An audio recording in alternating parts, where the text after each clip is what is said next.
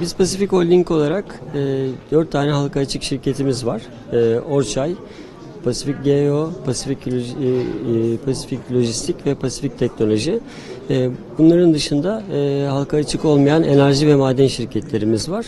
Dolayısıyla çok geniş bir yelpazede sektörel alanlarda faaliyet gösteriyoruz. Tabii bu şirketlerimizin içerisinde Pasifik Teknoloji şirketimiz siber güvenlik, savunma teknolojileri, bilişim teknolojileri alanında faaliyet gösterdiği için çok önemli bir yer tutuyor.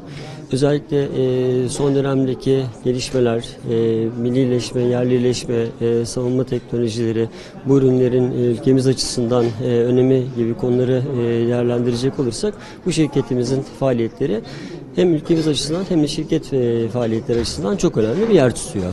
Tabii buradaki güvenlik boyutunu sadece savunma teknolojileri değerlendirmemek gerekir. Veri güvenliği, siber güvenlik ki son zamanlarda bir takım yönetmelikler ve kanuni düzenlemelerle de ortaya konmuş ve altı çizilmiş çok önemli bir unsur.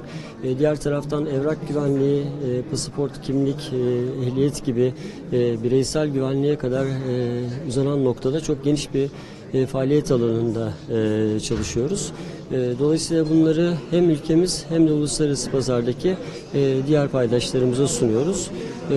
Dolayısıyla aslında teknoloji artık güvenlikle, savunmayla çok iç içe geçmiş durumda. Biz hazırlıklarımızı buna göre yaptık. Uluslararası platformda hepimizin takip ettiği gibi ciddi bir tarifelerle başlayan eski konvansiyonel savaşların yerini ticari savaşlarına doğru giden bir serüven izliyoruz. Dolayısıyla bu bir takım belirsizlikler ortaya koyuyor. Tabii bu belirsizlikler her zaman kendi içinde bazı fırsatlar ve avantajlar da barındırıyor. Ülkemizin jeopolitik konumu hem üretim açısından hem lojistik anlamında ciddi bir merkez olma potansiyeline sahip. Bunun lojistik anlamdaki avantajını biz ciddi anlamda kullanmak gibi potansiyele sahibiz. Belirttiğiniz gibi bunun yanı sıra bir takım uluslararası güvenlik konuları, Süveyş kanalı ya da Güney Denizi'ndeki bir takım faaliyetlerden kaynaklı her zaman lojistiğe bir takım alternatifler üretilmesini zorunlu kılıyor. Bizim de Pasifik Eurasia olarak faaliyet gösterdiğimiz Çin'den Avrupa'ya kadar olan orta koridoru kapsayan demiryolu hattında çok önemli bir oyuncuyuz ve çok önemli bir takım faaliyetlerimiz var. Bu tabii kendi içinde bir takım maliyet avantajları, yeşil enerjinin kullanılması, karbon ayak izi gibi avantajlarla beraber zincirleme bir sürü avantajı beraberinde getiriyor.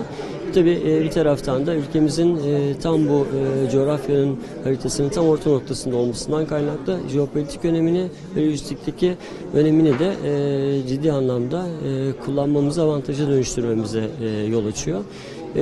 Tabii bu krizler her defasında özellikle ülkemizin yaşamış olduğu daha önceki krizlere de bakacak olursak biz burada bunları avantaja dönüştürmeyi her zaman başarmış bir yapıya sahibiz. Bunun da bizim için avantajlı olan tarafını kullanacağımızı öngörüyoruz.